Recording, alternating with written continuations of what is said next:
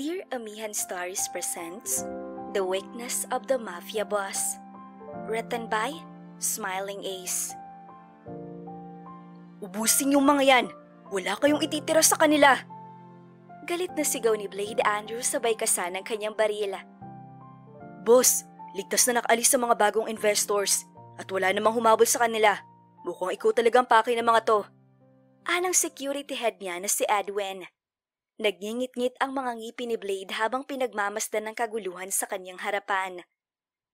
Nasa Palawan sila ngayon para i-meet ang mga bagong investors at kliyente ng kanyang negosyo nang mangyari ang kaguluhan. Bigla na lamang may mga armadong kalalakihan na sumampas sa kanyang private yacht at nagpaulan ng bala.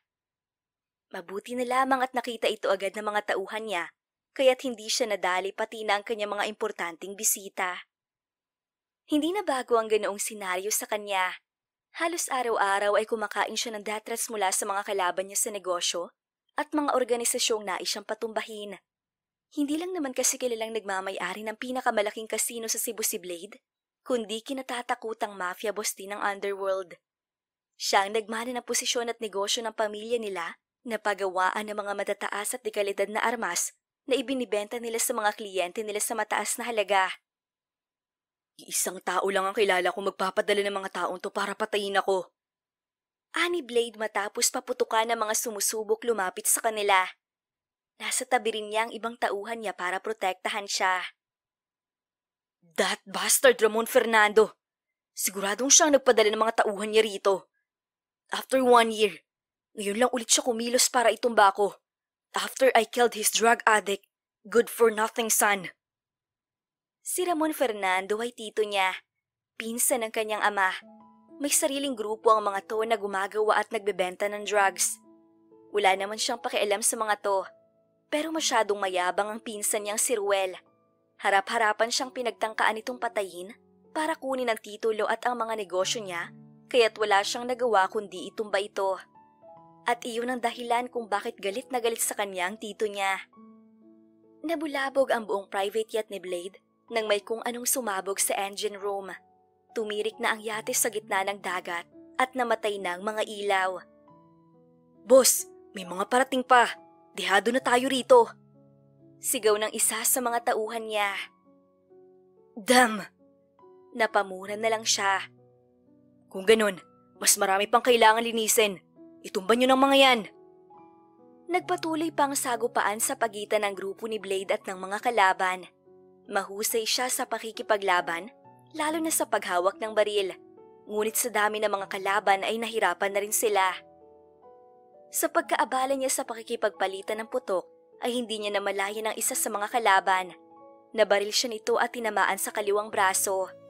Napasigaw siya sa sakit at galit na pinaulanan ng bala ang bumaril sa kanya. Dali-dali naman siyang hinila at itinago ni Edwin. Boss, ayos ka lang ba?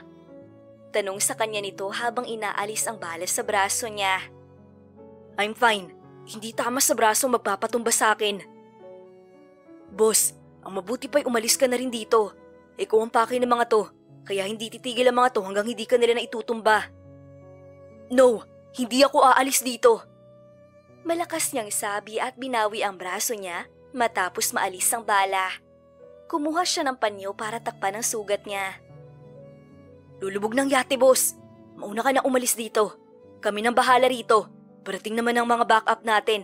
Pipigilan namin sila rito hanggang makaalis ka. Hindi na siya nakasagot nang muling umuga ang yate na unti-unti nang pinapasok ng tubig. Cover niyo kami! Sigaw ni Edwin sa mga kasamahan bago siya nito hinila palabas sa deck ng yate.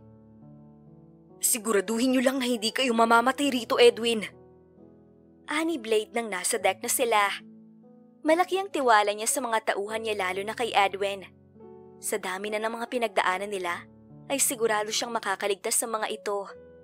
Well-trained ang mga ito at ilang beses na ring sumalo ng bala para sa kanya, pero mga buhay pa rin. Tawagan mo kami agad, boss, para masundo ka namin. Sige na, boss. Talo na. Dumadami na sila. Ani Edwin. Tumango siya at tinapik ang balikat nito. Tiningnan niya rin ang mga tauhan na nakikipagpalitan pa rin ng putok. Nang muling umuga ang yate ay tumalo na siya sa madilim na dagat. Hindi niya alam kung saan siya dadalhin ng mga alon, kaya sinabayan niya na lang iyon. Sa kabilang banda ay maagang nagising ang magkapatid na Feliza at Felipe para mangisda. Naglalakad na sila sa dalampasigan papunta sa bangka nila nang may mapansin si Feliza. Sandali lang, Felipe. Tao ba yun? Kunot noong tanong ni Feliza sa kapatid. Sinundan naman ang tingin ng kapatid niyang binabae ang tinitingnan niya. Oo, mukhang tao nga ate. Pero ano naman ang ginagawa nung dito? Diyan pa niya naisipang matulog. Baka lasing na mangingisda. Mukha namang hindi mangingisda ang isang yun, Felipe. Lumakad si Feliza palapit sa lalaki. Purong itim na tuksido ang suot nito, ngunit may ilang punit at bakas ng dugo. Ang kaliwang itim na sapatos nito ay wala na at puting medyas na lang ang suot. Inisip agad nila na baka galing sa ibang bayan ng lalaki at inanod lang ng dagat sa isla nila. Hala, tao nga. At mukhang patay na yata ate. Kabadong sabi ni Felipe. I-check natin kung buhay pa, Felipe. Ate, wag na. Natatakot ako. Dahan-dahan siyang humagbang palapit sa katawan ng lalaki. Nakasunod naman sa likuran niya ang kapatid na nakakapit pa sa suot niyang damit. Ano ba, Felipe?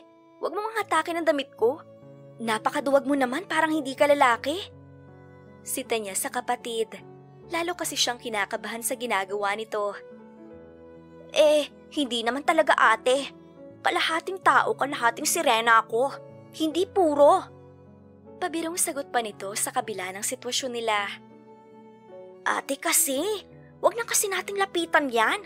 Bumalik na lang tayo at i-report na lang natin kina Kapitan yan.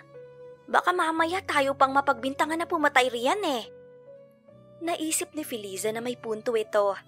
Mas mainam nga na i-report na lang nila ang nakita nila sa kapitan ng Isla Catalina, ngunit may nagtutulak talaga sa kanya na lapitan ito. Nang malapit na sila ay napahinto siya nang makarinig ng mahinang ungol. Felipe, narinig mo ba yun? Tanong niya sa kapatid pero ang tingin niya ay nasa lalaki lang. Uy ate, wag mo kong tinatakot ng ganyan. Iiwan talaga kita rito. Hindi kita tinatakot, baliw.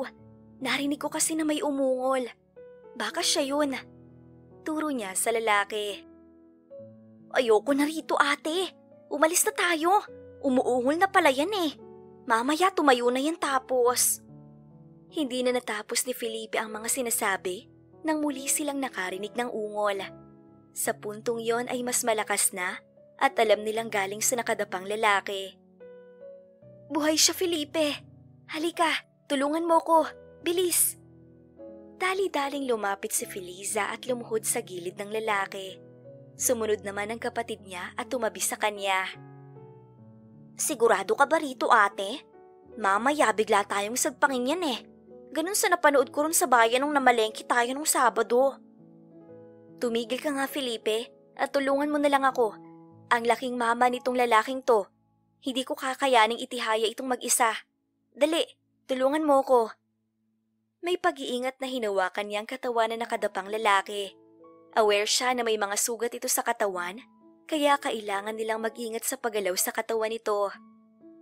Katulong ang kapatid niya, ay dahan-dahan nilang itinahaya ang katawan ng lalaki, at nang tuluyan nila itong maiayos ng pagkakahiga, ay pareho silang napasinghap.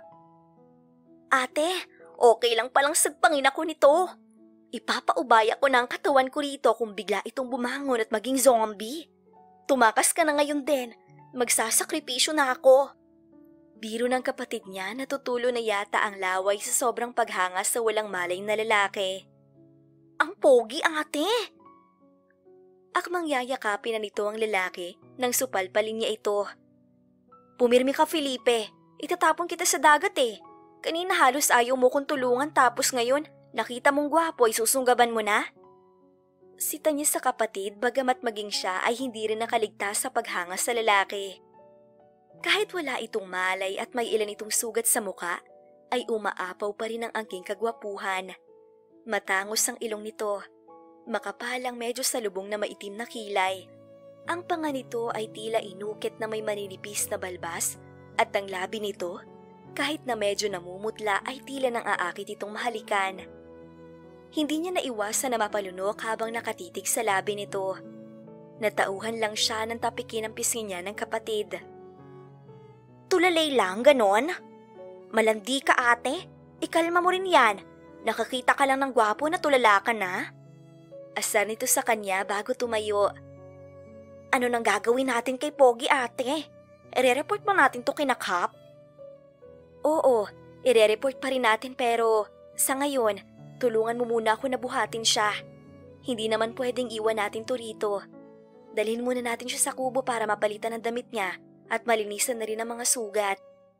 Aniya sa kapatid.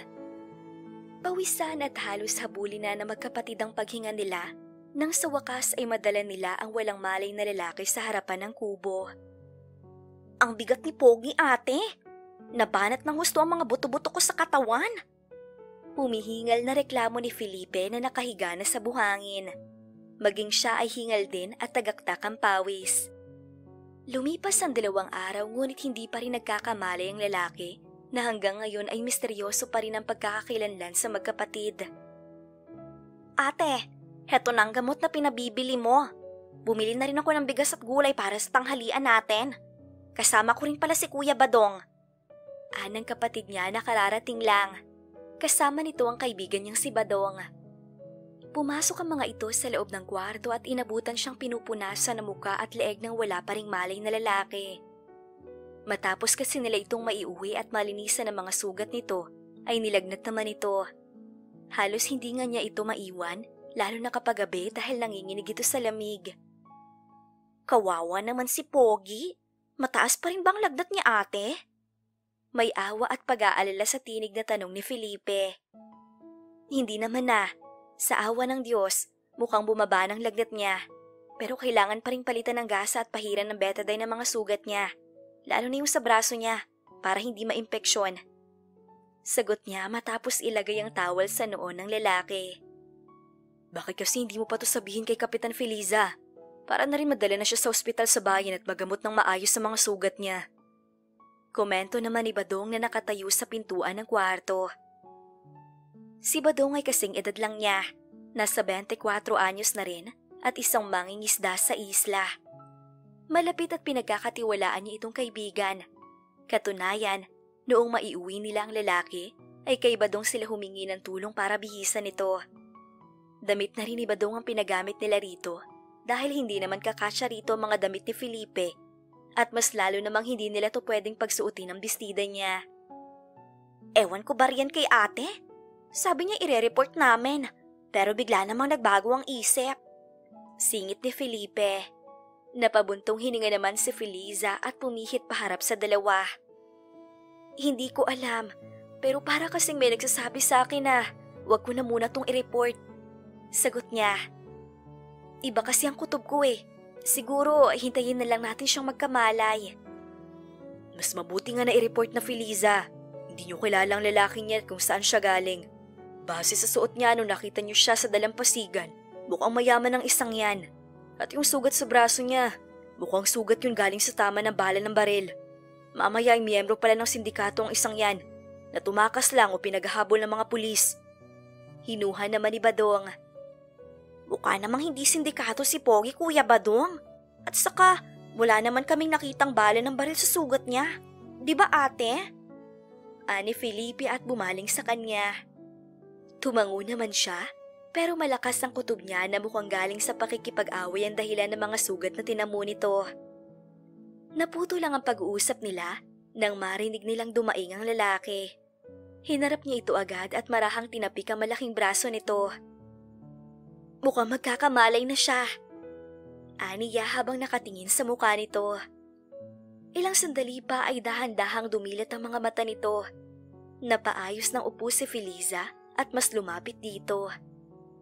Kumusta ang pakiramdam mo? Ayos ka lang ba? Kabado niyang tanong dito. Medyo kinabahan kasi siya sa mga sinabi ni Badong kanina. Bagamat wala naman siyang nararamdaman na masamang aura sa lalaki. Hindi ito tumugon at nakatulala lang sa pawid na bubungan ng kanilang kubo. Nang akmang hahawakan na niya ang pisngi nito para siguraduhin kung gising na ito, ay bigla na lang nitong hinablot ang kamay niya. Who are you? Mariin at medyo paos na tanong ng lalaki.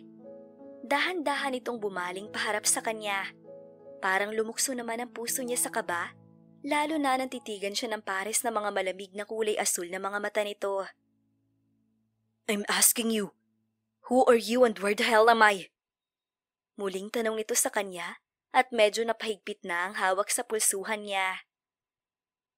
Aray! Sandali lang! Bitawan mong kamay ko! Kumalma ka! Walang mananakit sa'yo rito! Nakangiwi na daing niya. Lumapit na si Badong at puwersahang tinabig ang kamay nitong nakahawak sa kanya. Bitawan mo siya! Nasasaktan mo na siya! Mas lalo namang dumilim ang mukha ng lalaki at malamig silang tinitigan isa-isa.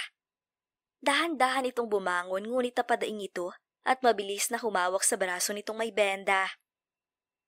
Huwag mo munang puwersahin ang sarili mo. Pigil niya rito. Medyo malalim pang sugat mo at sariwa pa. At saka may lagnat ka pa. Huwag mo munang pilitin ang sarili mo na bumangon. Napalunok at muling tanahip ng kaba ang dibdib ni Feliza nang titigan na naman siya ng lalaki. Pero sa pagkakataong yon ay mukhang kalmado na ito. Iniikot ito ang tingin sa paligid. Where am I? Who are you? Muli nitong tanong na ngayon ay mas kalmado na. Nasa Isla Catalina ka rito sa Palawan. Nakita ka namin ng kapatid ko nung nakaraan sa dalampasigan. Wala kang malay at may mga sugat, kaya dinala ka namin dito para bihisan at magamot. Sagot niya. Nahuli niya ang pagsasalubong ng kilay ng lalaki na nakayukulang. Mukhang may inaalala. Ako nga pala si Feliza. Ito naman ang kapatid kong si Felipe. At ang kaibigan ko na si Badong. Ikaw, anong pangalan mo? Ilang saglit na hindi sumagot ang lalaki. Nanatili lang itong tahimik na nakayuko. Nagkatingi na naman silang tatlo. Blade. Anito. Ha? You can call me Blade. Sabi muli nito at tumingin sa kanya. Tulad kanina ay wala pa rin itong emosyon. Ngunit iba na ang hatid na kaba sa dibdib niya ng mga titig nito. Walang mali siya o masamang balak, ngunit nilalaro ang puso niya sa nakakalunod na mga titig nito. Blade, kakaibang pangalan mo. Aniya, ngunit hindi na ito kumibo. Ano, kumusta na ang pakiramdam mo? Nahihilo ka pa ba? Natatandaan mo bang nangyari sa'yo? Sunod-sunod niyang tanong nang bigla itong nanahimik. Muli silang tiningnan ni Blade isa-isa. Tila may panunuri at parang tinitimbang kung magsasalita ba ito o hindi. Maya-maya ay umiling din ito. Hindi, wala akong matandaan. Matipid na sagot nito bago dahan-dahang bumalik sa pagkakahiga. Ganun ba? Hayaan mo at baka bukas o sa susunod na araw ay may maalala ka rin. Huwag mo na lang munang pilitin ang sarili mo. Sige, iiwan ka muna namin dito . Maghahanda muna kami ng pagkain para makakain ka at makainom ng gamot. Sabi niya sa kadali-daling tumayo. Itinulak niya ang kapatid at si Badong palabas ng kwarto. Ngunit bago siya tuluyang umalis ay muli siyang nilingon ni Blade. Nakahiga pa rin ito at nakatulala. Nang akmang haharap na ito sa kanya, ay mabilis na siyang lumabas mula sa kwarto. Mabilis na lumipas sa mga araw at tuluyan ng bumuti ang kalagayan ni Blade. Magaling na rin ang mga sugat nito at naghilom na rin ang sugat nito sa braso. Yun nga lang ay wala pa rin itong maalala. Nung nagkamali rin ito ay ito na mismong humiling kay Feliza na wag nang i-report sa kapitan nila ang nangyari rito. Palaisipan yun sa kanya pero sumang-ayon na lamang siya at nirespeto ang gusto nito. Blade, tama na muna yan. Kakain na tayo. Tawag niya sa lalaki na abala sa pagsisibak ng kahoy na panggatong. Oo, sandali lang. Sigaw naman ito pabalik. Napangiti na lang si Feliza habang pinagmamasdan si Blade. Nagpupunas ito ng pawis gamit ang towel na ginawa nitong pamandong sa ulo. Luma at simpleng damit pa rin ang suot nito na pahiram ni Badong, pero umaapaw pa rin ang kakisigan nitong taglay. Sigurado ka bang ayos na sa'yo na nagsisibak ng panggatong? Hindi na ba masakit yung sugat mo sa braso? Tanong niya nang makalapit ito. Sabay nilang tinignan ang sugat sa braso nito na nakalabas sa suot nitong damit na walang manggas. Ayos na. Magaling na to. kaya pwede na akong kumilos. 1 linggo na ako nakikituloy rito sa inyo, kaya hayaan mo na lang akong tumulong sa inyo kahit sa pagsisibak lang ng kahoy. Sagot naman ito at bahagyang umiti. Pakiramdam niya ay umakyat na naman ang mga dugo sa kanyang muka. Iba kasi talaga ang hatid na kiliti sa kanya ng simpleng ngiti ni Blade. Noong una kasi ay hindi ito nagpapakita ng emosyon, pero noong mga sumunod na araw ay natuto na itong umiti sa kanila, kaya't ganun na lang ang tuwa niya sa tuwing umingiti ito. Tara na nga sa loob, nakahanda ng tanghalian. Nakangiting sabi niya at nauna nang pumasok sa kubo. Matapos nilang kumain ay muling lumabas si Blade para kunin ang mga sinibak nitong panggatong. Hoy ate, baka naman matunaw yung si Kuya Blade sa pagtitig mo riyan. Panunod yun ng kapatid niya nang mahuli siya nitong nakatitig sa lalaki. Nakatitig ka riyan, para napatingin lang eh. Depensa niya at ipinagpatuloy ang paglilinis ng mesa. Asus! Tigilan mo nga ako ate. Hindi naman ako bulag. At mas lalong hindi ako syungan no. Ako ang tigil-tigilan mo Felipe. Kung ayaw mo ilampaso ko talaga sa mukha mo tong basahan. Natatawang banta niya sa mapang-asar na kapatid. Ang arte neto? Para namang hindi halata na may crush ka kay Kuya Blade. Irap ng kapatid niya. Ha? Halata ba? Tingin mo nahahalata niya? Biglang bulong niya sa kapatid. Ngumiti naman ito na mapang-inis at dumikit sa kanya. Di umamin ka rin na may crush ka kay Kuya Blade. Hala ka ate, 1 linggo pa lang dito si Kuya Blade. Humaharot ka na ha? Kung nandito si tatay, siguradong kur talaga yung singit mo. Huwag marupok ate. Hoy, hindi naman ako humaharot. Ano lang, hinahangaan ko lang si Blade. Yun lang. Mamaya ay may asawa na pala yan o kaya ay nobya. Depensa naman niya. At saka, huwag mo idamay si tatay rito. Baka nangingisdayon ngayon doon sa langit. Huwag nating abalahin. Sabay na lang silang natawa na sinundan ng ilang saglit na katahimikan. Sa palagay mo ate, nasa na kaya si nanay ngayon? Naaalala pa kaya niya tayo? Maya-maya ay tanong nito na unti-unting nagbura ng ngiti sa labi niya. Huminga siya ng malalim at bumitaw sa kapatid niyang nakakapit sa braso niya. Muli niyang binalikan ang mesa na nililinis. Sabi ko sa iyo ay huwag mong mabanggit-banggit si nanay, di ba? Huwag ka nang umasa na naaalala pa tayo noon. At hindi na babalik pa rito yon.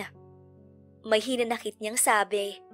Ayaw kasi niya talagang pinag-uusapan pa nila ng kapatid ang nanay nila.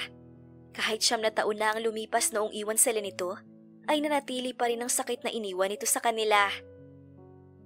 Bumalik siya sa realidad nang tawagin siya ni Blade mula sa labas. Dali-dali naman siyang lumabas at inabutan si Blade na nakatayo sa gilid ng kubo. May problema ba, Blade? Tanong niya paglapit dito. Umiling naman ito. Nothing.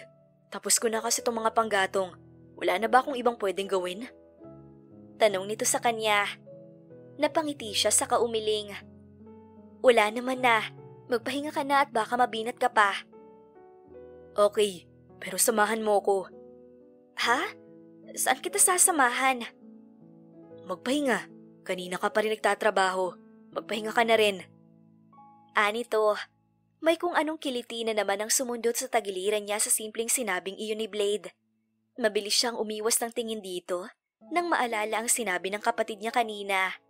Baka mahalata siya nitong may crush siya rito. Hindi naman niya itatanggi yon. Talaga namang may paghanga na siya rito. Let's go! Upo tayo roon. Ani Blade at tinuro ang silong ng puno ng mangga sa hindi kalayuan. May duya na nakatali roon at upo ang kahoy. Sabay silang lumakad ni Blade papunta roon. Feliza, do you mind if I ask you something? Ani Blade pagkaupo nito sa duyan. Sa upuang kahoy naman siya naupo. Ayos lang naman. Ano bang itatanong mo? Bakit wala kayong kapitbahay rito? At saka bakit dito sa dulo ng isla ang kubo ninyo ni Felipe? Sandaling natigilan si Feliza. Akala niya ay nakaligtas na siya sa pagbabalik sa alaala ng nakaraan. Pero mukhang wala rin siyang choice kundi sumilip muli roon. Hindi naman nalingid sa kaalaman mo na wala na kaming magulang, di ba? Aniya kapag kuwan at matipid ng umiti. 15 taong gulang ako noon At 10 naman si Felipe nang iwan kami ni nanay nang walang paalam. Ang sabi-sabi, may nakakita raw kay nanay na sumama sa isang turista na bumisita rito sa isla. Noon pa man kasi mataas ng pangarap niya at gusto niya na umangat sa buhay. Simpleng mangingisda lang kasi si tatay pero sobrang maalaga at mapagmahal niyon. Siguro napagod na sa ganitong buhay si nanay kaya iniwan niya kami para sa buhay na pinapangarap niya. Huminto sandali si Feliza para huminga. Kailangan niya iyon dahil hindi pa rin madali para sa kanya na balikan ang nakaraan na nilimot na niya. Matapos kaming iwan ni nanay, pinilit ni tatay na gawing maayos ang pamilya namin. Nagpatuloy siya sa pagsusumika para lang maitaguyod kami ni Felipe. Hanggang isang araw, nabalitaan na lang namin na wala na si tatay. Inatake siya sa puso habang nasa laot sila. Matinding dagok yun sa aming magkapatid. 18 pa lang ako nang mawala si tatay. Kinailangan kong tumindig para sa kapatid ko, para mabuhay kami. Walang-wala kami ni Felipe. Yung mga tao roon sa sitio, ibang tingin nila sa amin. Kahit ang mga kamag-anak namin. Ang sabi nila ay malas kami, kaya iniwan na kami ng mga magulang namin. Kaya wala ring gustong kumukup sa amin. Hindi ko naman kayang mamuhay kami ni Felipe sa ganung lugar na puro kutsa ng mga tao. Kaya rito na lang kami sa dulo ng isla tumira ni Felipe. Kahit na kami lang ang magkasama at walang ibang nakapaligid, at least ay mapayapa ang isipan namin araw-araw. At saka binibisita naman kami ni Badong dito. Mabait naman ang pamilya niya sa amin, kaya maswerte pa rin kaming may nagmamalasakit pa rin sa amin. Matapos ang mahabang pagkukwento niya ay ngumiti siya at nagpunas ng luha. Kahit papaano ay gumaan ang pakiramdam niya na nailabas niya ang lungkot na iyon. Nang tingnan niya si Blade ay hindi niya maintindihan ang reaksyon nito habang nakatitig sa kanya. Para kasi itong naaawa sa kanila na may halong galit. Damn those mindless people. Sino-sinong tumawag sa inyo na malas? Lulunurin ko sila sa dagat isa-isa. Galit na bulalas ni Blade matapos ang ilang sandaling pananahimik nito. Wag na. Baka ibalik lang din sila ng dagat. Masayang pa ang pagod mo. Pabiro niyang sabi at tumawa. You are so precious to be called like that, Feliza. Tumigil siya sa pagtawa at muling humarap sa lalaki. Seryoso itong nakatingin sa kanya. You and your brother, you both have a positive and beautiful soul. I promise you, hindi niyo na mararanasan ang mga bagay na yun ever again. Makahulugang sabi nito. Muli ay nakaramdam ng ginhawa at saya si Feliza. Parang may humaplos sa puso niya sa mga sinabi nito. Hindi pa niya ito lubos na kilala, pero nararamdaman niyang sinsero ito sa mga binitawang salita. Salamat, Blade. Pero sanay naman na kami rito. Huwag kang mag-alala. Yung mga ganong bagay, baliwala nilang sa amin ni Felipe yon. Hindi niyo deserve na masanay sa ganong treatment, Feliza. Bibilhin ko tong buong isla. At paaalisin ko ang mga taong nagsabi na malas kayo. Natawa siyang muli na may halong kaunting kilig. Napansin niya rin ang pagngiti ni Blade na nakatitig sa kanya. Ngumiti ka lang, Feliza. You're more beautiful when you smile. Anito. Bulero ka.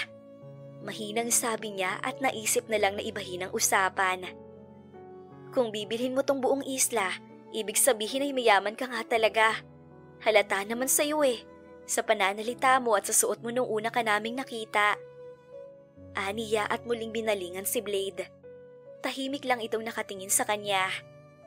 Hindi mo pa rin ba sasabihin sa akin ang totoong nangyari sa'yo kung paano ka napadpad dito? Alam ko naman na nakakaalala ka eh. Ayaw mo lang sabihin. Yung sugat sa braso mo, mukhang sa tama ng baril mo nakuha yan, tama? Napayuko si Blade at bumuntong hininga. Tumanaw ito sa malayo na parang doon naghahanap ng sasabihin. For your own safety, mas magandang wala kayong masyadong alam tungkol sa akin. Makahulugan na namang sabi nito. Ilang sandaling hindi siya nakapagsalita. Nakatitig lang siya sa lalaki na seryosong nakatanaw kung saan. Pinakikiramdaman niya ito. Sinusuri niya ng pakiramdam kung masamang tao ba ito o hindi. Pero kahit na hindi niya pa ito gaanong kilala, ay wala talaga siyang makapana masamang pakiramdam dito. Hindi ka naman miyembro ng sindikato tulad ng sabi ni Badong, di ba? Mapanubok niyang tanong kay Blade. Doon na ito bumaling sa kanya. Tinitigan siya nito direkta sa kanyang mga mata. What if I am? Matatakot ka ba sa akin? Sa halip ay mapanubok ding balik tanong nito sa kanya. Hindi. Pakiramdam ko ay mabuti kang tao, Blade. Sabi niya. Napangiti naman si Blade at napailing. You are so pure, Feliza. Huwag kang magtitiwala agad sa ibang tao base lang sa pakiramdam mo. Dapat kilalanin mo muna ng mabuti ang isang tao bago ka lubos na magtiwala. Sabi ng lalaki.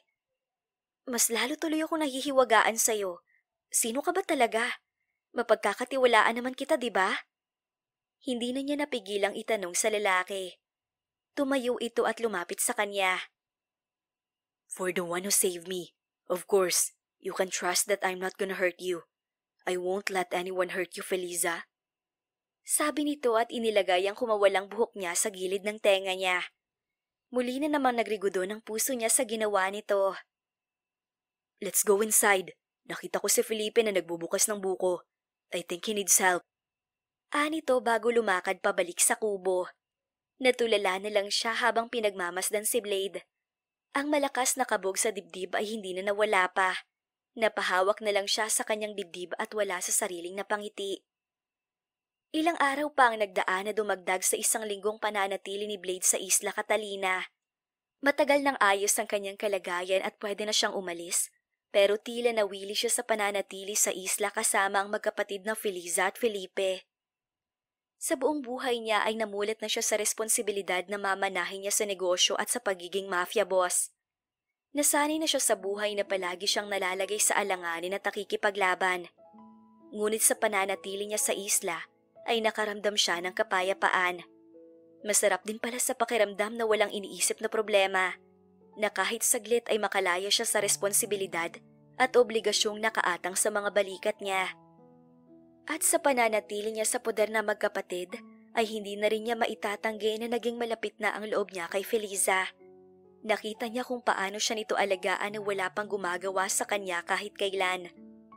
Ramdam niya ang pag-aalala nito sa kanya noong nangihina pa siya. Naging matyaga ito sa pag-aalaga sa kanya hanggang sa bumuti ang kalagayan niya. Sa klase ng buhay na meron siya, ay marami na ring babaeng dumaan sa kanya. Wala pa ni isa sa mga yon na nakapagpatibok ng puso niya ng mabilis. Ibang-iba si Feliza sa mga babaeng nakilala niya. Maituturing niya itong anghel sa kanyang buhay at ilaw sa kanyang madilim na nilalakaran. Ngunit iyon din ang ikinababahala ni Blade. Natatakot siyang magtuloy-tuloy pa ang nararamdaman para sa babae. Dahil kapag nalaman ito ang tunay na mundong ginagalawan niya, ay baka matakot lang ito sa kanya.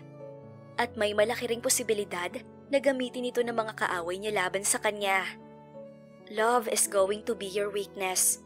Yun ang palaging pinapaalala at tinuturo sa kanya ng ama. Kaya kahit na ayaw niya, kahit na parang kalabanan niya ang puso niya, ay nagpa siya na si Blade na umalis. Kasalukuyan siyang tahimik na nakatayo sa gilid ng papag ng magkapatid. Mataimtim niyang pinagmamasdan ang mukha ng mahimbing na natutulog na si Feliza. Kinakabisa niya ang mukha nito dahil maaaring iyon na ang huling beses na makikita niya ito. Thank you very much for saving me, Feliza. I will forever owe you my life. Ayaw ko man naiwan ka, ay kailangan. Huminga siya ng malalim at magaan na hinaplos ang pisngi nito. Napangiti siya sa kabila ng lungkot na ngayon pa lamang niya naramdaman. Ni minsan ay hindi pa siya nakaramdam ng ganong lungkot para sa ibang tao.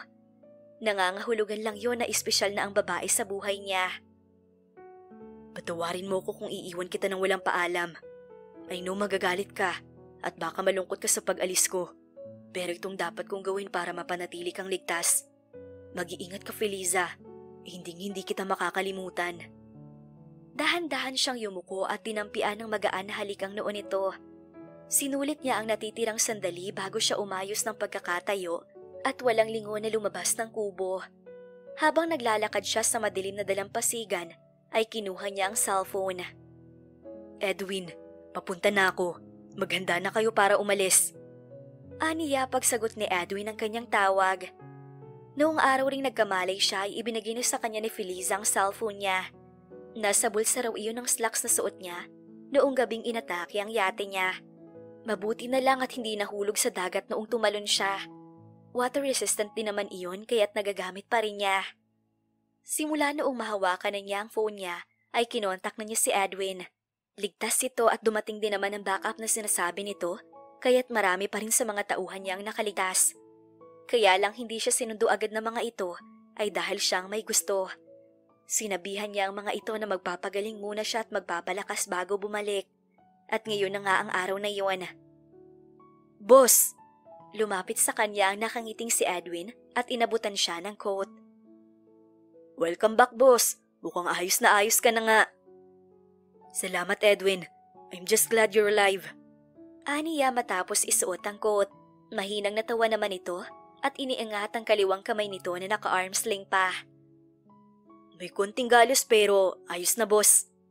Anito, tumango na lang si Blade at tinapik ang balikat nito bago lumakad paakyat sa yate. Edwin, mag-iwan ka ng mga pili at mapagkakatiwala ang tao rito sa Isla Catalina. Aniya nang nasa yate na. Para sa magkapatid na tumulong sa'yo? Oo, siguraduhin na palagi silang nababantayan at ligtas. Sa akin direktang magre-report ang mga maiiwan dito. Sabihan sila na kapag may nangyari kina Feliza, ako mismo ang tatapos sa mga buhay nila. Naiintindihan? Nakita niya ang bahagyang gulat at pagkamangha na bumalatay sa mukha ni Edwin. Noted, boss. Nakangiti nitong tugon. 2 linggo ang lumipas at balik na sa dating gawi ang buhay ni Blade. Balik na siya sa pagpapatuloy sa kanyang negosyo sa Cebu. Simula nang makabalik siya ay ginawa na niyang abala ang sarili sa maraming bagay at nangunguna na roon ang pagpapahanap sa kanyang tiyuhin na si Ramon Fernando. Nais niya itong pagbayarin sa ginawa nito sa Palawan, pero hanggang ngayon ay wala pa rin silang lead kung nasaan ito. Ngunit kahit abalahin niya ang sarili sa trabaho, sa tuwing uuwi naman siya sa kanyang mansyon, ay bumabalik lang sa kanyang isipan si Feliza. Lalo lang siyang nakakaramdam ng pangungulila para rito.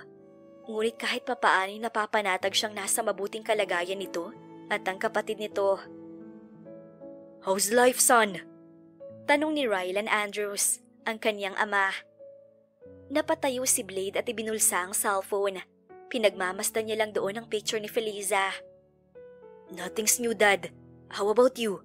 Kumusta ang pagbisita mo kay Mami sa Zambales? How is she? Tanong niya. Nagsalin siya ng alak para sa kanilang dalawa at iniabot ang isang baso rito. Still your mom, the typical hard-headed yet soft-hearted Bettina. Naiiling na sagot ng dad niya. I miss her. Nasabi na lang niya. Sa Zambales na kasi naninirahan ng mami niya kung saan ito lumaki. Hiwalay na ang mga magulang niya pero hindi pa rin pinababayaan ng daddy niya ang mami niya. She misses you too a lot. Sabi nga niya hindi mo nga raw siya mahal dahil hindi mo man lang siya madalaw. Ipinaliwanag ko naman sa kanya na marami kang trabahong inaasikaso rito pero mas lalo lang nagalit sa akin. Napatingin siya sa kanyang ama nang bumuntong hininga ito. You know your mom. Tuto siya noon pa sa uri ng mundong ginagalawan natin. Iniwan nga niya ako dahil hindi niya kaya ang buhay na meron tayo, right? Kahit na ilang beses kong ipaliwanag sa kanya na hindi pwedeng mapunta sa masama at ganid ang organisasyon, hindi pa rin niya maintindihan. She's just afraid, Dad. Natatakot lang siya mapahamak tayo dahil mahal niya tayo. Aniya sa katinapik ang balikat ng ama. Kapag mahal mo ang isang tao, ayaw mo siyang malagay sa peligro. Ang palagi mo lang iisipin ay ang ikabubuti niya. That's why sometimes we make some decisions na kahit mahirap ay kailangan nating panindigan para sa taong mahal natin.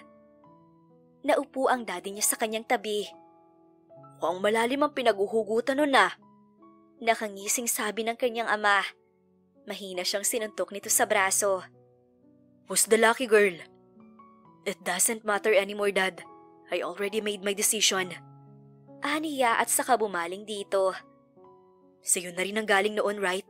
Love is going to be my weakness.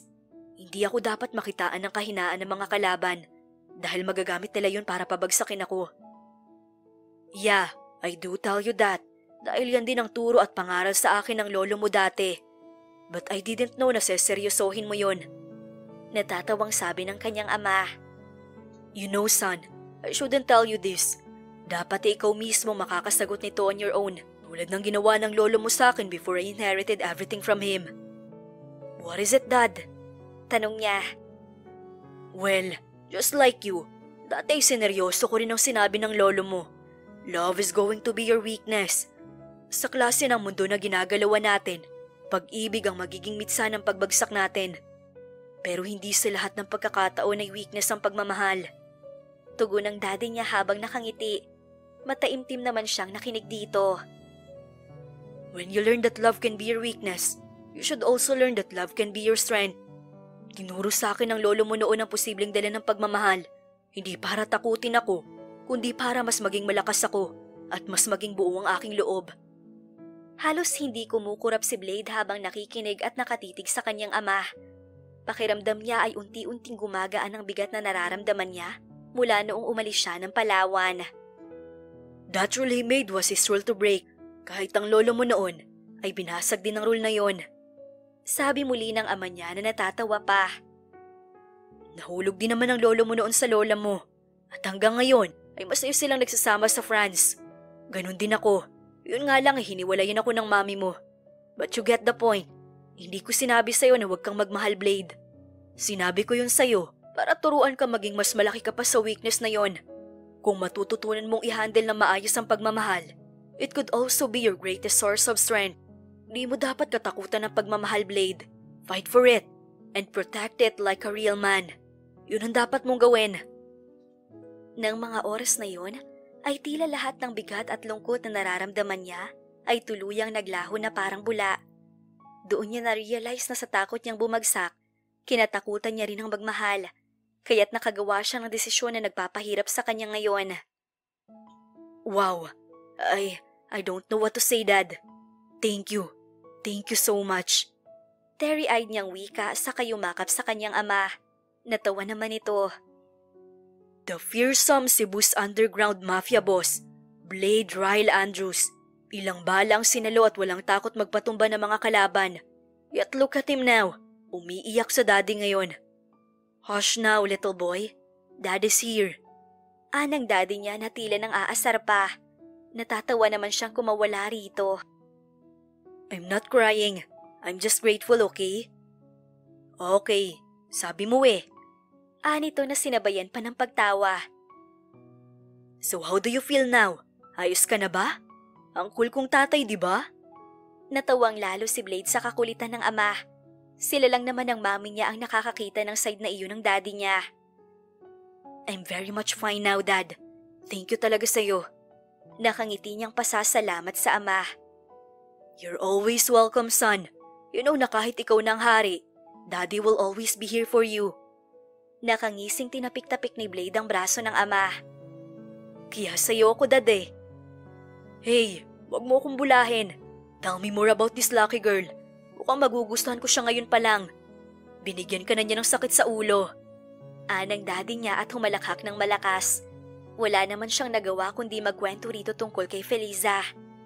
Matapos sa naging pag-uusap nila ng kanyang ama, ay tuluyan ang gumaan ang pakiramdam niya.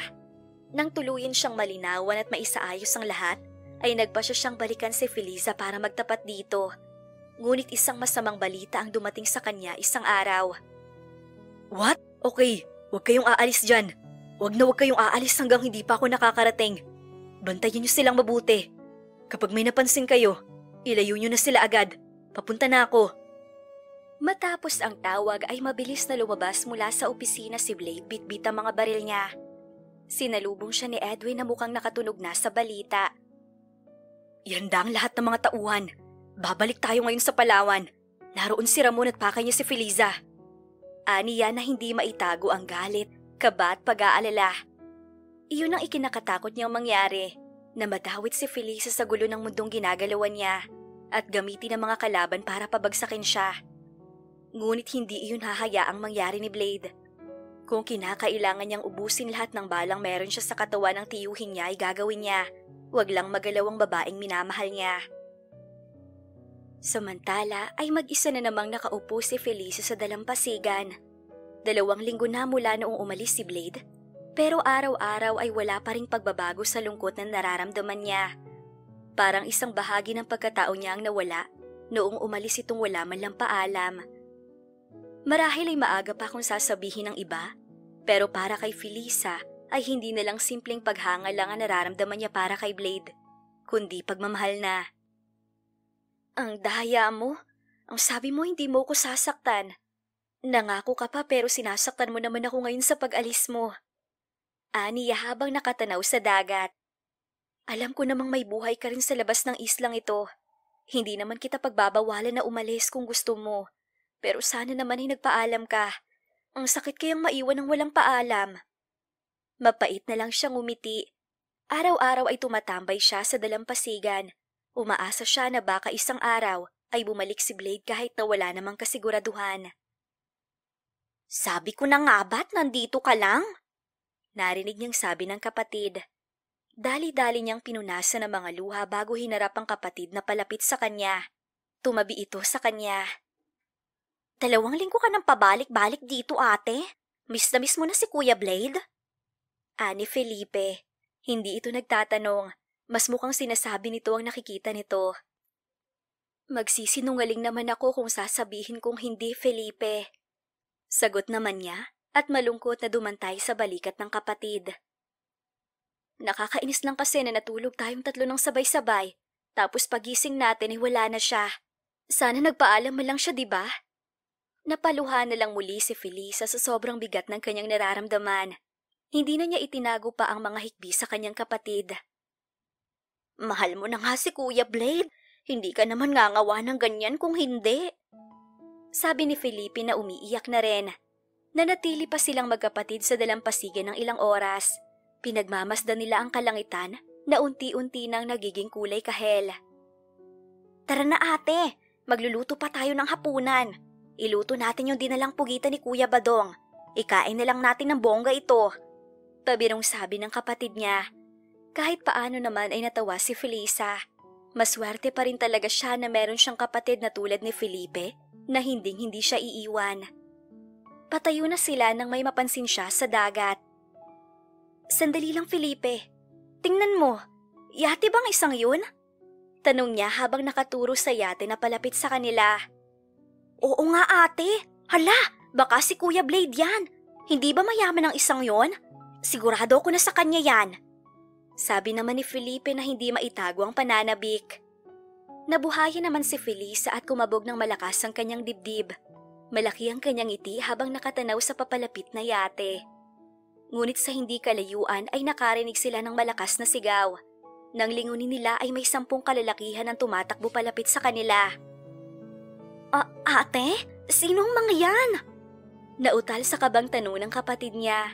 Ang saya at pananabik na naramdaman nila ay bigla na lang napalitan ng kaba. Hindi ko alam, Felipe. Nang makalapit sa kanila ang 10 kalalakihan, ay pinaligiran agad sila nito. Napayakap siya sa kanyang kapatid para protektahan ito.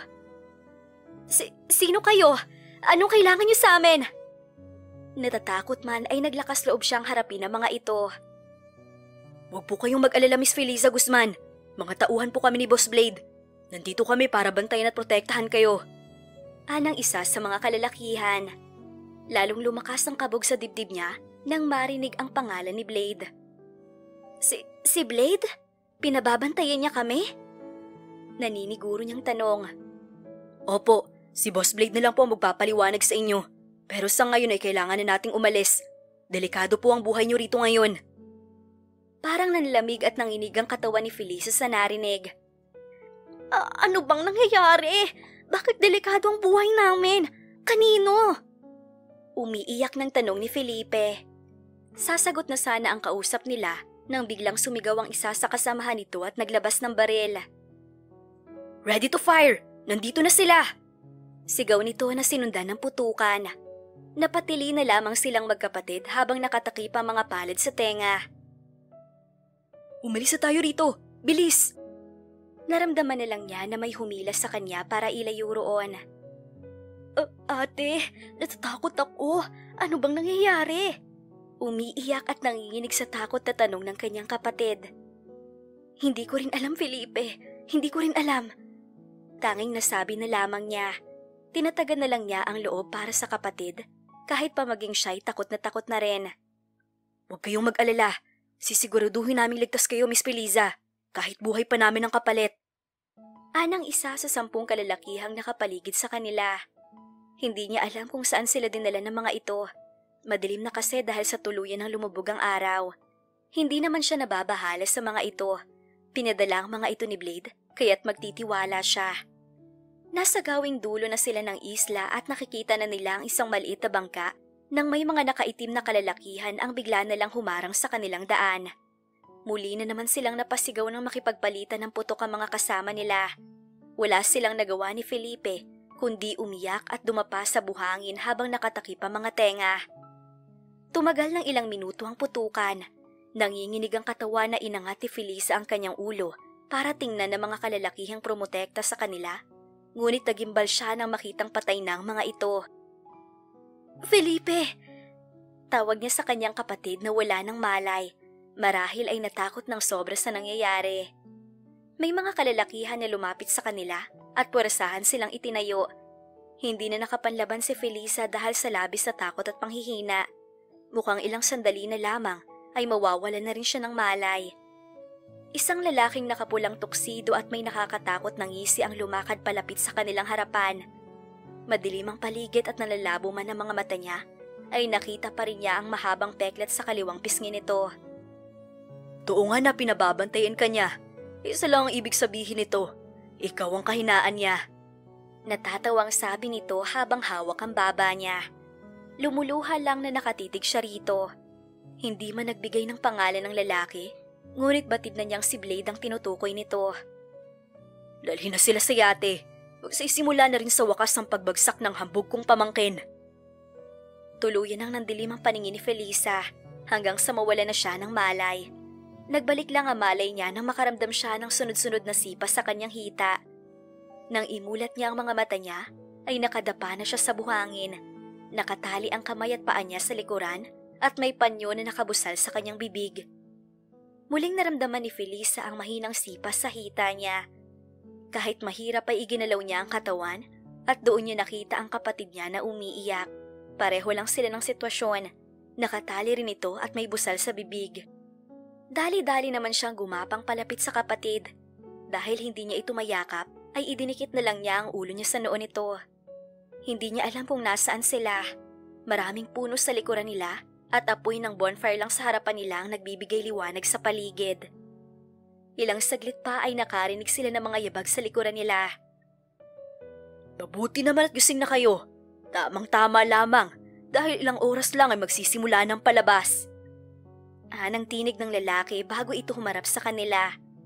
Ito rin ang lalaking nakapulang tuksido kanina at palagay niya ay ito ang may kagagawa ng lahat.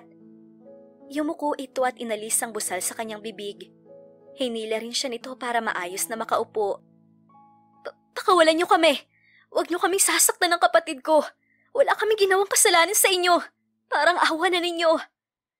Lumuluhang pagmamakaawa niya rito. "Wala nga, pero si Blade, malaki ang kasalanan niya sa akin. Kaya pasensyahan na lang. Damay na kayo rito. Lalo ka na, Felisa Guzman." Anong kailangan niyo kay Blade? Sino ka ba?" Tanong niya. Matalim naman siyang tinitigan nito na walang ibang hatid sa kanya kundi kilabot. "Malaki ang utang sa akin ng pamangkin ko na yon. Malaki. Pinatay lang naman niya ang kaisa-isa kong anak. Kaya't pagbabayarin ko rin siya sa kasalanan niya. Buhay niya para sa buhay ng anak ko." Sigaw ng tiyuhin ni Blade. Nanlaki ang mga mata niya. Noon pa man ay may kutob na siya na hindi lang simpleng tao si Blade. Alam na niyang mayaman ito. Ngunit may isa pa siyang kutob na may itinatago itong sekreto. Paano nagawa ni Blade yon? Hindi magagawa ni Blade yon. Mabuting tao si Blade. Imposibleng. Hindi na natapos ni Felisa ang sasabihin nang magpaputok ng baril si Ramon. Napapikit na lang siya at napasigaw sa sobrang gulat. "Wala kang alam kaya tumahimik ka. Hindi mo siya kilala. Hindi mo alam kung gaano siya kasama." Nito bago mabilis na lumuhod sa harapan niya at idinikit ang baril nito sa pisngi niya. "Sabihin mo sa akin, gaano mo ba kakilala si Blade ha? Alam mo ba kung anong klaseng tao siya?" Tila may batong bumara sa lalamunan niya. Wala naman kasi talaga siyang alam tungkol kay Blade. Ang tanging alam lamang niya ay ay mabuti itong tao at espesyal ito sa kanya. See? Hindi mo siya kilala at yun ang dahilan kung bakit nasasangkot ka rito ngayon. Sabi pa ng matandang lalaki. Si Blade Andrews na inalagaan at kinupkup mo ay isang gahaman at walang awang mafia boss. Marami ng dugo ang dumanak sa kamay ng gagong yun, kabilang ng sa anak ko. Ngayon, sabihin mo sa akin, mabuting tao pa rin ba siya sa'yo? Napapikit na lamang si Felisa at napaiyak. Wala siyang makapangsalita na maaaring sabihin. Nalulunod siya sa mga nalaman. Ngayon niya napagtanto na hindi nga niya talaga lubusang kilala si Blade. Hindi siya makapaniwalang isa pala itong mafia boss at marami nang napatay. Kaawa-awa ka. Kung hindi niyo lang ipinasok ang sarili niyo sa buhay ng Blade na yon, edi sana itahimik ang buhay niyo. Pero ayos na rin. At least ngayon, ay may alas na ako magagamit laban sa kanya. Ngayon, tingnan natin kung ano ba ang halaga mo sa gagong yon. Dagdag pa nito bago tumayo at iniwan sila. Gulong-gulo ang isip ni Felisa. Ngunit sa tuwing naaalala niya ang mga binitawang salita ni Blade noon, maging ang ngiti nito sa kanya, pakiramdam niya ay naging totoo si Blade sa kanya. Umaasa rin siyang ililigtas sila nito. Blade, alam kong hindi ka masamang tao. Hindi pa nga kita lubusang kilala, pero alam kong may mabuti kang puso. Pakiusap, iligtas mo kami. Dasal niya na lamang sa kanyang isip. Makalipas ang ilang oras ay bigla siyang napadilat at halos mapatalon sa gulat nang makarinig ng sunod-sunod na putok ng baril. Kasunod niyon ay ang pagbalik ng tiyuhin ni Blade. Anong nangyayari? Anong gagawin niyo sa amin? Nangangatal sa takot na tanong niya. Nandito na mga tagapagligtas mo. Mukhang ikaw nga alas ko. Anito bago inalis ang tali sa paa niya at hinila siya patayo. Tayo, sasama ka sa akin. Mas maganda kung ikaw ang sasalubong sa kanya. Wala siyang nagawa nang kalad ka rin siya nito. Nang malayo-layo na sila, ay bigla itong tumigil sa paghila sa kanya. Sa harapan nila ay sumulpot si Blade na may bakas pa ng dugo sa damit. Blade! Agad na sigaw niya pagkakita rito. Akma pa siyang tatakbo para lapitan ito, ngunit hinablot siya ni Ramon at sinakal gamit ang isang braso nito. Oops, not so fast. Anito. Felisa, hayop ka Ramon. Pakawalan mo siya. Wala siyang kinalaman dito. Nagngingit-ngit sa galit na sigaw ni Blade. Nakatutok ang baril nito kay Ramon na nakatutok naman ang baril sa ulo niya. Sabi ko na nga ba't darating ka? Malakas talagang pang-amoy mo, Blade. Tila mapang-asar na sabi ni Ramon. Pakawalan mo siya, Ramon. Ako ang kailangan mo, di ba? Nandito na ako. Ako ang harapin mo. At huwag kang magtago sa likod ng babae. Duwag ka. Napatili siya nang idiin ni Ramon ang baril sa ulo niya. Ramon, stop! Huwag mo siyang sasaktan. Pakiusap. Ako na lang. Ako ang kailangan mo. Huwag mo siyang idamay. Pagsusumamo ni Blade sa tiyuhin nitong halimaw. Blade! Tanging pangalan na lang nito ang nabanggit niya. Basang-basa ang mukha niya ng luha habang nakatitig dito. Don't worry, okay? Everything's gonna be alright, Felisa. Nangako ako na walang makakapanakit sa iyo, right? Huwag kang matakot. Malambot at punong-puno ng emosyon itong sabi sa kanya. Napaiyak na lang lalo si Felisa. Kahit hindi sabihin ito, ay ramdam na ramdam niya ang pag-iingat at pagpapahalaga nito sa kanya. Parang takot na takot itong may mangyari sa kanyang masama. Tumawa ng malakas si Ramon. Love is going to be your weakness. Hindi ba yun ang turo sa'yo ng ama mo, Blade? What happened? Look at you now. Begging. How pathetic. Mapangutyang ani Ramon at muling humalakhak. Ang tagal ng panahon na nanatili ka sa taas. Kinakatakutan at iniilagan. Ngayon, ibaba mo ang baril mo ngayon din kung ayaw mong sumabog ang ulo ng babaeng ito. Muling idiniin ni Ramon ang baril nito sa ulo niya. Napapikit naman siya sa sobrang takot. Pakiramdam niya ay mawawala na siya ng hangin sa sobrang takot. No! Huwag mo siyang sasaktan, Ramon! Sabi ni Blade. Nang imulat niya ang mga mata ay nakita niyang dahan-dahan na itong ibinaba ang baril bago itinaas ang dalawang kamay. Pakawalan mo na siya, Ramon. Gawin mo na lang ang gusto mong gawin sa akin. Huwag mo lang. Hindi pa natatapos ni Blade ang sasabihin nang bigla itong binaril ni Ramon sa balikat. Blade! Sigaw na lang ng malakas ni Felisa. Kitang-kita niya ang pagbagsak ni Blade sa buhangin. Sunod siyang itinulak ni Ramon kaya napaluhod din siya sa buhangin.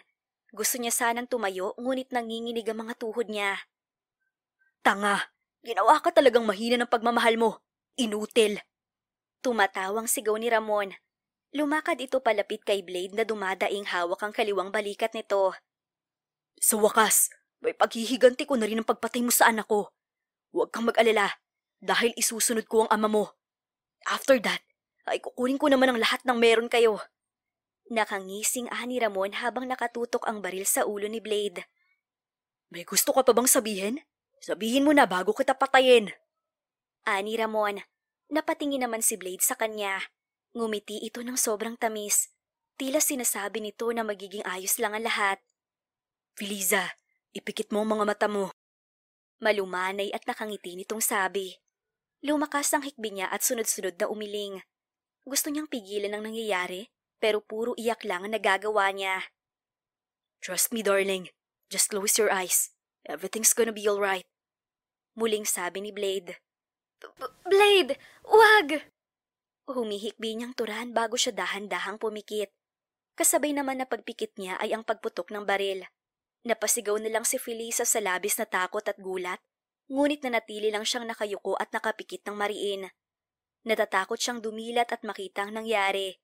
Paulit-ulit niyang sinisigaw ang pangalan ni Blade habang humahagulhol hanggang sa bumagsak na lang siya sa buhangin at nawala ng malay.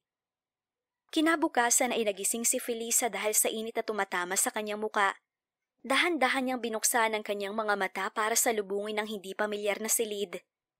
Sandaling natulala pa siya bago niya naalala ang nangyari. Napabalikwas siya ng bangon. Hawak niya ang dibdib niyang nagwawala na ng mga sandaling iyon. Blade? Blade!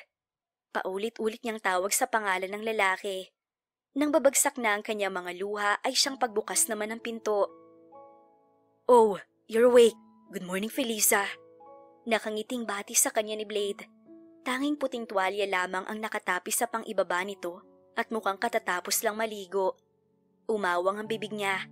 Hindi siya makapaniwala sa kanyang nakikita. Tumayo siya at patakbong dinamba si Blade. Pareho silang bumagsak sa sahig. Si Blade ang nasa ilalim at siya ang nasa ibabaw. Totoo ba to? Buhay ka, Blade? Umiiyak na wika niya habang nakasubsob ang mukha sa dibdib nito. Naramdaman naman niya ang mga braso nitong gumapang sa likuran niya at yumakap din sa kanya. Yes, darling. I'm alive. Hindi ba sabi ko sa'yo, just trust me and everything will be alright? Malambing na sagot nito saka siya hinalikan sa ulo.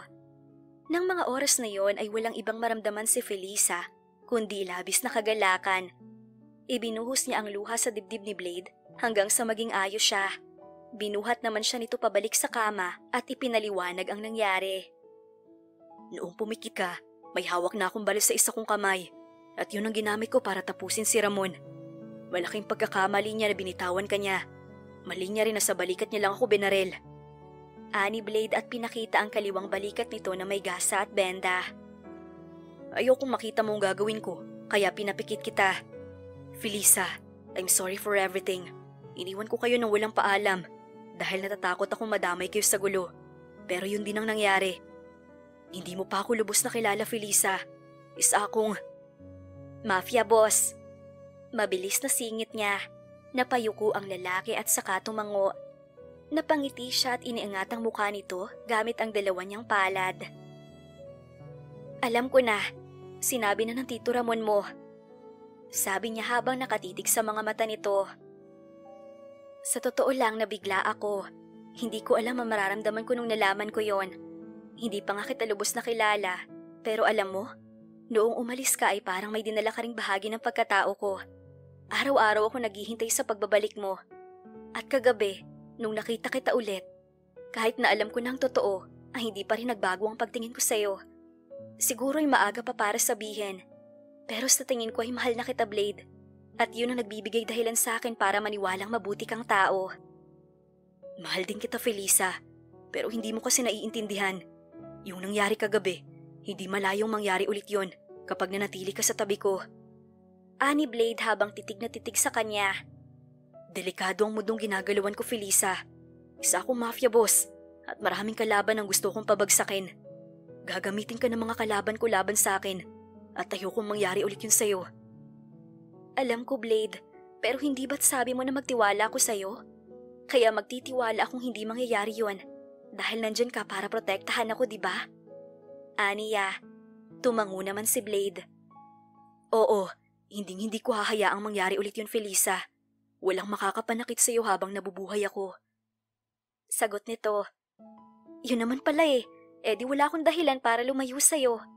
Mahal kita, Blade, at gusto kong manatili sa tabi mo. Gusto pa kitang mas makilala at makasama. Nang mga oras na yon ay walang ibang maramdaman si Felisa kundi ang umaapaw na pagmamahal para kay Blade. Sa kabila ng mga nangyari, kahit paalam na niya ang katotohanan at pangarib na mapalapit kay Blade, ay hindi na wala ang espesyal na pagtingin niya para rito. Oh, Felisa, you better be serious. Wala nang balikan to kapag pumasok ka sa buhay ko. Seryosong ani Blade na sapo ang mga pisngi niya. Seryoso ako, Blade, at wala na akong balak na umatras pa. Hindi na nakapagpigil pa si Blade at sinunggaban na siya ng halik. Napahiga siya at napapikit habang pinagsasaluhan ng mainit nilang halik nang maalala niya ang kapatid niya. Sandali, si Felipe, nasan siya? Nasan ang kapatid ko? At saka, nasan ba tayo? Tanong niya matapos itulak ng marahan ang dibdib ni Blade. Nandito tayo sa isa sa mga hotel na pagmamay-ari ng dad ko rito sa Palawan. Si Felipe, nasa kabilang kwarto siya. Ligtas siya, huwag kang mag-alala. Baka hinaharot nun ngayon si Edwin. Natawa siya. Mabuti naman kung ganon. Salamat talaga sa pagligtas sa kanya. Hindi ko alam ang gagawin ko kung mawala siya sa akin. Aniya. Anything for you, Felisa. Akmang hahalikan siya nito pero agad niyang pinigilan. Ang palad niya ang nahalikan nito. Oops, wag mamihasa, Blade. Hindi porket umamin na ako sa'yo na mahal kita ay mag-take advantage ka na. Maliligaw ka pa rin, okay? Natatawa niyang sabi. Napapikit ng mariin si Blade at huminga ng malalim. Hindi mawala ang ngiti nito sa labi bago sumiksik sa leeg niya. Damn, you got me, Felisa. But sure, let's have it your way. Bulong nito. Gutom ka na ba? Magbibihis lang ako sandali. Magbihis ka na rin. Puntahan natin si Felipe para sabay-sabay tayong mag-almusal. Napangiti na lang siya tumango. 6 na buwan ang lumipas matapos ang insidenteng nangyari sa buhay ni Felisa. At ang lahat ay tuluyan ng nagbago. Matapos silang magkaaminan ni Blade at masigurado ang gusto niyang mangyari, ay sinama na siya nito at ang kapatid niyang si Felipe. Maraming magagandang alaala si Felisa sa Isla Catalina. Ngunit naghahangad na rin siya ng pagbabago. Idinadalangin na lang niya ang kanilang tatay at kahit ang nanay nila na hindi na nila alam kung nasaan. Ngayon ay nasa Cebu na sila ng kapatid at masayang namumuhay kasama si Blade na nobyo na niya ngayon. Naging mainit naman ang pagtanggap sa kanila ng lahat, lalo na ng daddy ni Blade. Tuwang-tuwa nga ito sa kanila, lalo na kay Felipe, kaya't ito pa mismo ang nagpaaral sa kanila. Ang relasyon nila ni Blade ang pinakamagandang nangyari sa buhay ni Felisa. Sa tuwing tinitingnan niya ito, bumabalik sa isipan niya ang unang araw na nakita niya ito. Hindi siya makapaniwala na ang lalaking iniligtas niya noon ay isa palang mafia boss at ngayoy lalaking laman na ng kanyang puso at kabiyak na ng kanyang buhay. Sa paglipas pa ng mga taon, mas lalo pang tumatag ang pagmamahalan nila Felisa at Blade. Sa pamamagitan ng kasal, ang kanilang mga puso ay pinag-isa at ang kanilang pagmamahalan ay nagbunga ng kambal na anak na lalaki. The end. Kung nagustuhan ninyo ang aming istorya, ay huwag kalimutan na mag-like at subscribe. Mag-iingat po tayong lahat. Salamat!